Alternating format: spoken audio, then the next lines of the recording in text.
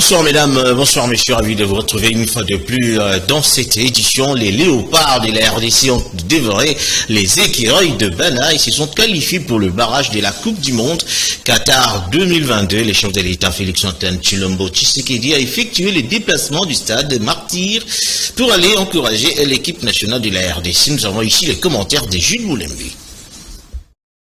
Les léopards de la République démocratique du Congo ont écrasé les écureuils du Bénin par 2-0 ce dimanche 14 novembre au stade de Martyr pour les comptes de la dernière journée de la phase des groupes pour la qualification mondiale Qatar 2022. Premier de leur groupe avec 11 points, le Fauve de la RDC figure parmi les 10 meilleures équipes africaines. Ils attendent de connaître leur adversaire parmi les 9 autres qualifiés pour une double confrontation en mars 2022. Comme il avait annoncé la veille, le président de la République Félix-Antoine Tshisekedi Tshilombo était à la tribune d'honneur au stade de Martyr pour encourager son équipe nationale. Respectant les protocoles sanitaires, le chef de l'État a été prélevé par une équipe du secrétariat technique de riposte contre la Covid-19 avant la rencontre. Depuis la tribune, le président Félix-Antoine Tshisekedi Tshilombo a donné de la voix pour encourager son équipe. À la fin de la rencontre, le chef de l'État, Félix-Antoine Tshisekedi Tshilombo, a encouragé l'équipe visiteuse avant de rencontrer les léopards dans leur vestiaire. L'entrée du chef a été saluée par une explosion de joie. Le président de la République, très soulagé, a félicité les léopards pour cette première étape franchie. Je vous encourage à maintenir le cap car nous sommes à 2 pas de la qualification, leur a-t-il dit. Félicitations. Mais attention, match est très mi-balé. Donc maintenant, on reste concentré. Vraiment, on est à 2 pas de la Coupe du Monde. Donc vraiment, je suis très fier de vous. Le peuple congolais est fier de vous. Le Premier ministre Jean-Michel Sama Lukonde, le président de l'Assemblée nationale Christophe Mbosso, plusieurs ministres ainsi que le gouverneur de la ville de Kinshasa ont accompagné le président de la République au stade de Martyr. La veille, rappelle-t-on, le président de la République a reçu les athlètes congolais et leur staff technique. D'importants moyens ont été mis à leur disposition. Dans la soirée, la présidence de la République a organisé un dîner de gala pour célébrer cette performance.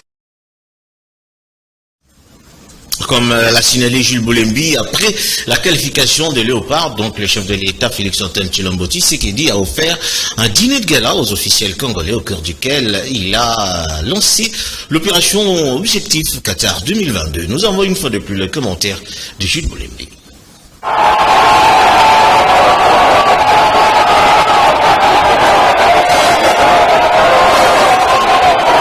Après la victoire des léopards sur les écureuils du Bénin ce dimanche, le président de la République Félix-Antoine Tshisekedi Tshilombo a offert un dîner de gala aux officiels congolais à la Cité de l'Union africaine. Dans une brève adresse à ses convives, le président de la République a déclaré que nous avons gagné une importante bataille, mais pas encore la guerre. Je lance l'opération Objectif Qatar 2022. J'invite la population à s'unir autour de notre équipe nationale, a dit le président de la République. Tant que je serai à la tête de ce pays, je vais honorer ceux qui honorent le pays, a conclu Félix-Antoine Tshisekedi Tshilombo. Le président de 2 chambres du Parlement, le Premier ministre Sama Lukonde, plusieurs membres du gouvernement, députés, sénateurs, membres du cabinet présidentiel et autres anonymes ont célébré aux côtés du chef de l'État la victoire des léopards.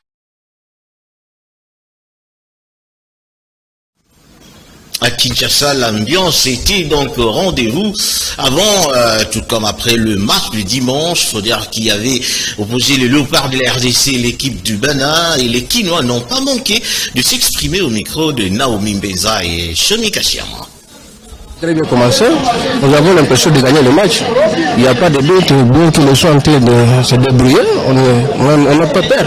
Le classement était bien fait, je suis très confiant par rapport au classement d'Hector Coupé. Et vraiment pour aujourd'hui ça a été bien. Toutefois, le retard seulement pour le changement. Nous traînons plus pour le changement. Si tout le monde a commencé à fouter, ou on n'a pas bien joué il y a longtemps. L'entraîneur a préféré les garder, je ne sais pourquoi.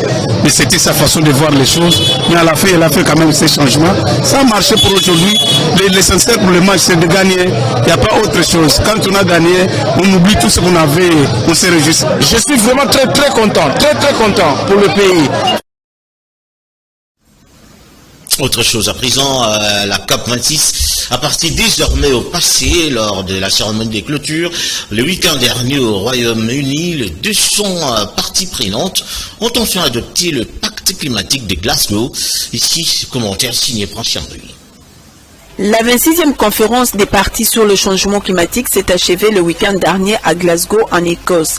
Les différentes décisions, résolutions et déclarations issues de ces travaux constituent le résultat de la COP26 et le fruit d'intenses négociations au cours de 2 dernières semaines, d'un travail formel et informel acharné sur de nombreux mois et d'un engagement constant à la fois en personnel et en virtuel pendant près de 2 années.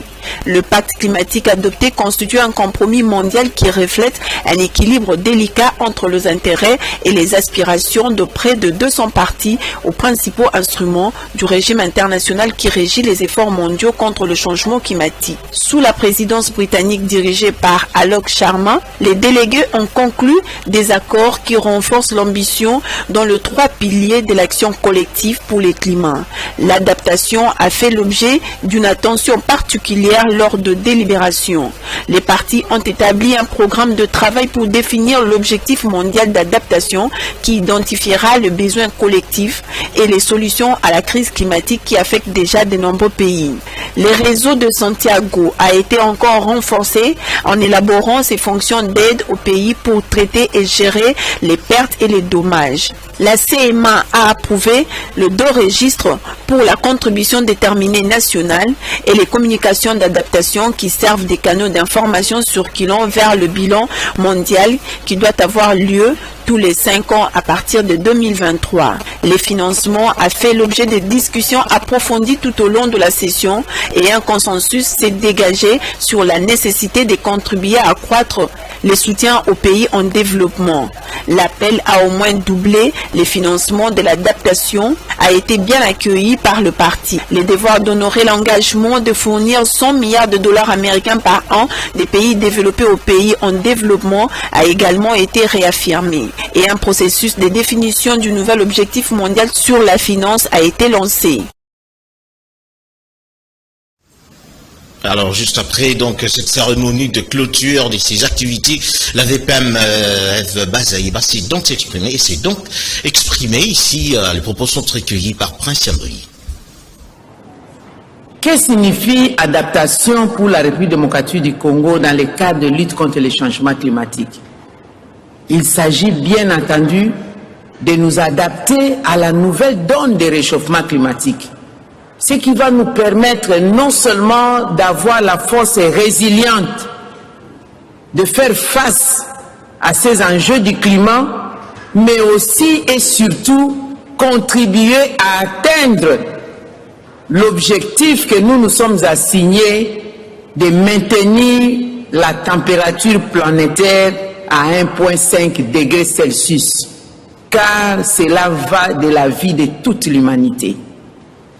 Pour ce faire, mon pays, au sein du bassin du Congo, la République démocratique du Congo se présente à l'humanité comme étant un pays solution. La solution naturelle que nous recherchons, il s'agit du potentiel forestier que nous mettons à la disposition de l'humanité. Tout le monde le sait certainement, je voudrais juste rappeler que le bassin du Congo signifie 268 millions d'hectares de forêts tropicales humides dont l'humanité a besoin pour avoir la capacité nécessaire de séquestrer la pollution, nous appelons les CO2, les gaz à effet de serre et autres. La République démocratique du Congo, c'est aussi 10% des réserves mondiales des eaux douces, 52% des eaux douces en Afrique, avec un fleuve qui a un débit puissant, capable de nous donner l'énergie hydroélectrique qui, la desserte, nous permettra de ne plus faire pression à la forêt que nous tenons absolument à préserver.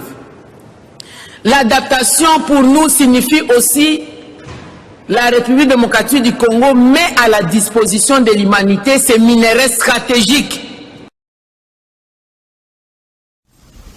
En communiqué de l'Office de voirie et drainage pour dire que la direction provinciale de l'Office de voirie et drainage de Kinshasa informe la population quinoise en général et celle des communes de Kalamou et Limité en particulier, plus précisément les usagers de l'avenue Université en sont compris entre les avenues Bongolé et Capella que dans le cadre des travaux d'entretien qui partent sur le bétonnage de la chaussée, qu'elle procédera à la fermeture de la dite artère dès ce mercredi 17 novembre 2021 jusqu'au 15 décembre 2021 et ce dans l'optique que le béton qui sera mis en œuvre soit réellement apte à recevoir le trafic.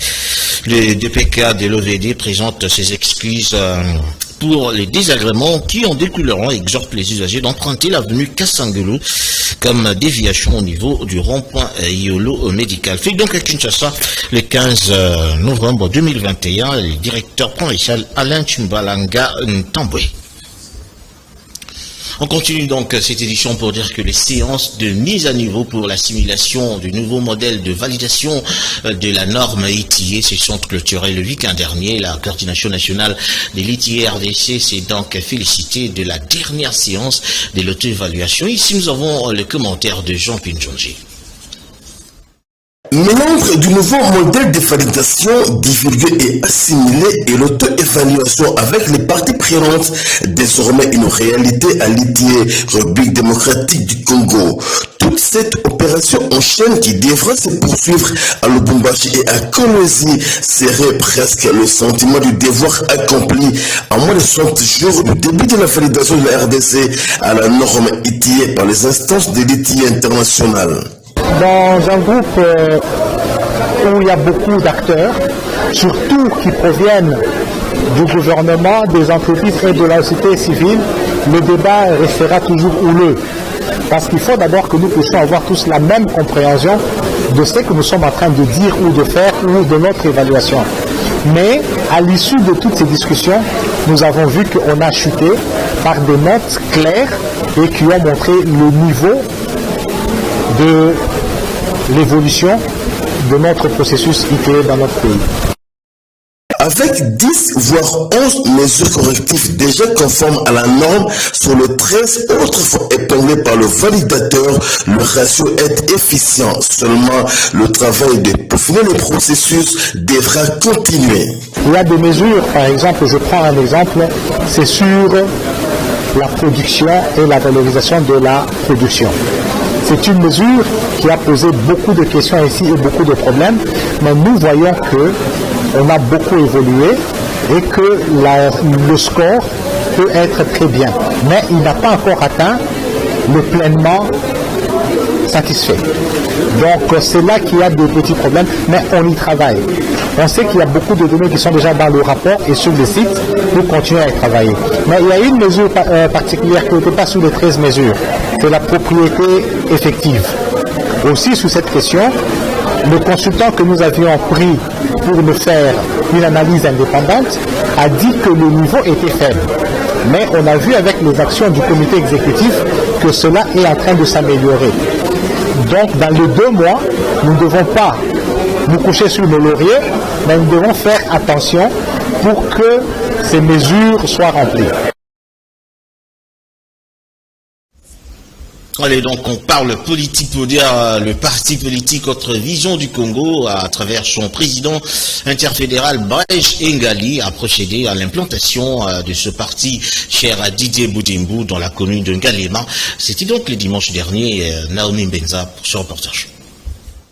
Le président interfédéral, parti Autre Vision du Congo, AVC en sigle, Brèche Engali, a effectué une descente dans la commune de Ngaliema pour l'implantation d'un nouveau comité de l'AVC dans ce coin de la capitale qui sera piloté désormais par Didier Rémy sous l'impulsion du secrétaire général de l'AVC, Maître Magloire Kassongo. À son tour, Brèche Engali, président interfédéral, a lancé un message à la population en ce qui concerne les élections en 2023. Et il a mis un accent sur la présence et l'activité de l'AVC dans ce coin de la capitale. C'est un outil important de l'AVC pour la victoire aux élections qui s'annoncent à l'horizon 2023. Il n'est pas les mains vides. Il a apporté un lot important de pagne aux femmes pour leur soutien indéfectible à l'AVC, parti cher à Didier Boudimbu, ministre des hydrocarbures.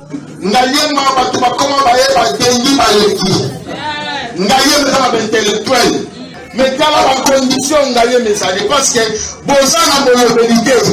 Dans un besoin de l'élection à Nicoya, AVC et Bimisa va député Belé. Pour la commission de député Belé, Nazo se perd dans le Sala Oyo, Naye les amis comme ça. Mais il y a le colonel Yawa. Politique là, il y a aussi dans mon côté.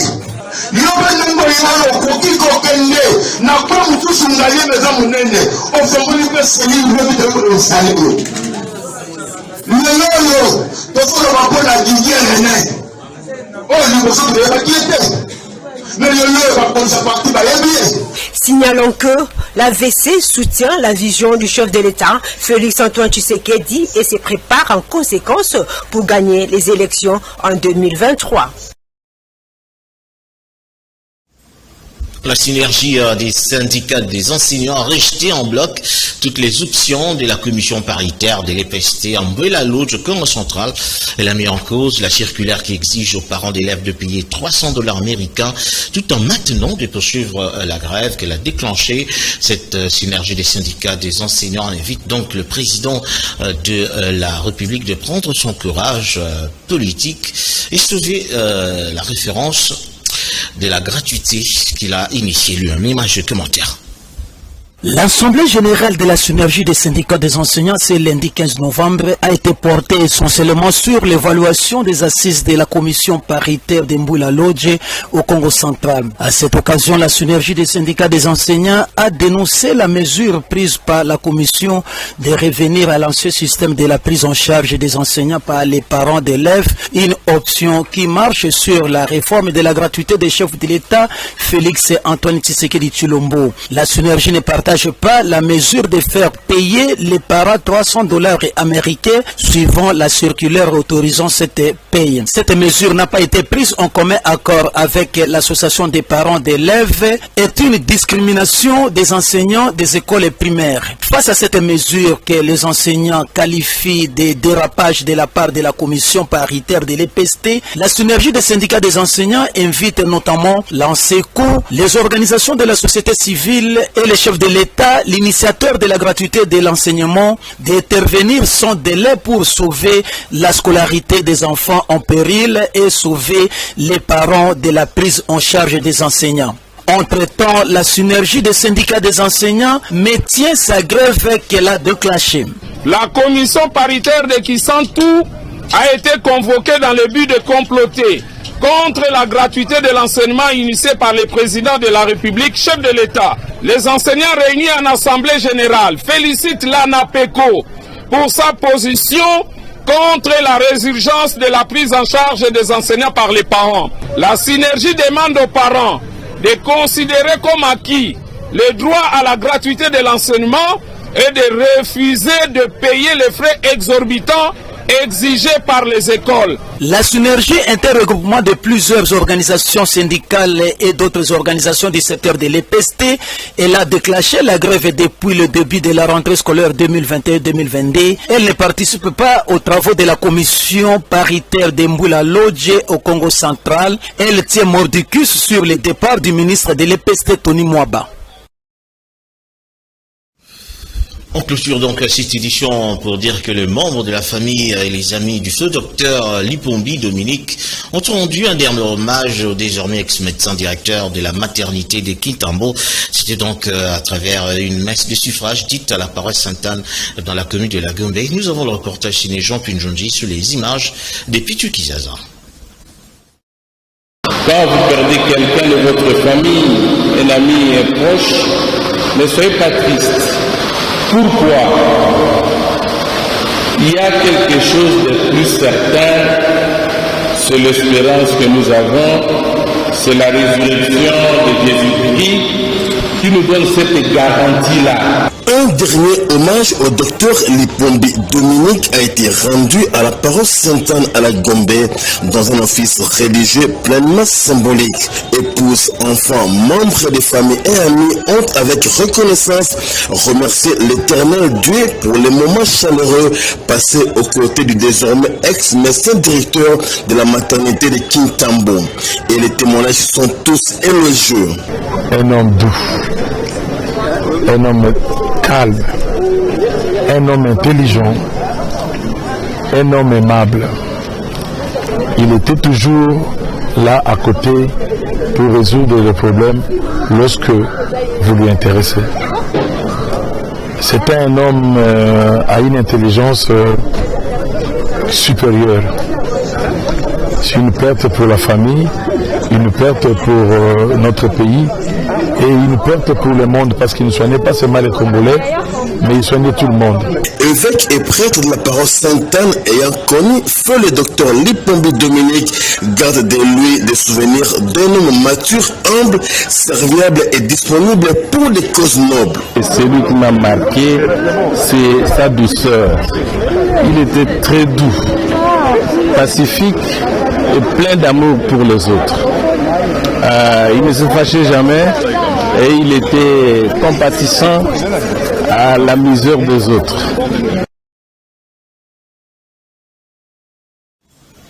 Alors, si on prend fin, donc, cette édition, merci à vous de nous avoir suivis, merci à toute l'équipe pilotée par Mario Ambongo, Koparbola, Tony Binda, Serge Kulou, Nsimbia Mavinga au montage. Merci donc une fois de plus de nous avoir suivis. Le prochain rendez-vous se demain à la même heure. D'ici là, portez-vous bien. Bonsoir.